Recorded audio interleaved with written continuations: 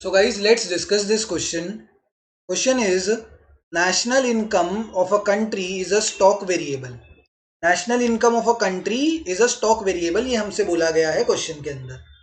तो अब हमें ये पता होना चाहिए कि national income of a country is measured over the period of time.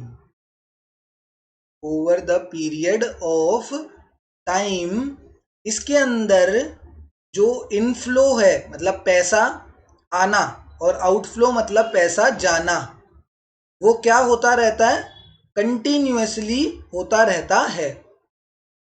पैसा आना और पैसा जाना कंटिन्यूअसली होता रहता है। किसके अंदर सर? सर ये नेशनल इनकम, ऐसा नहीं है कि हम साल में एक बार ही नेशनल इनकम के अंदर पैसे जाएगा और साल में एक बार ही नेशनल इनकम के अंदर से पैसा निकलेगा।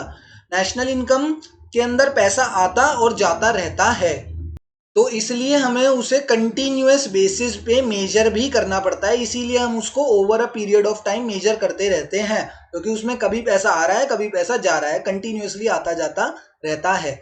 ठीक है। एंड जिस चीज को हम कंटिन्यूअसली देखते हैं, जिसको हम कंटिन्यूअसली मेजर करते हैं, जिसके अंदर कंटिन्यूअसली कुछ ना कुछ चेंजेस आ रहे हैं, उसको क्या बोला जाता है? उसको फ्लो कंसेप्ट या फ्लो वेरिएबल बोला जाता है। फ्लो वेरिएबल या फ्लो कंसेप्ट बोला जाता है। एंड ये कौन सा कंसेप्ट है? This is a stock concept. मतलब इन्होंने क्या लिखा है यहाँ पे कि it is a stock concept. तो बस आगे कुछ सोचना ही नहीं है। दिस स्टेटमेंट इज फॉल्स, ये स्टेटमेंट बिल्कुल गलत है। रीजन बीइंग हमने यहाँ पर पूरा समझ लिया है, क्योंकि ये एक स्टॉक कंसेप्ट नहीं है। National income is a flow concept. ठीक है ना?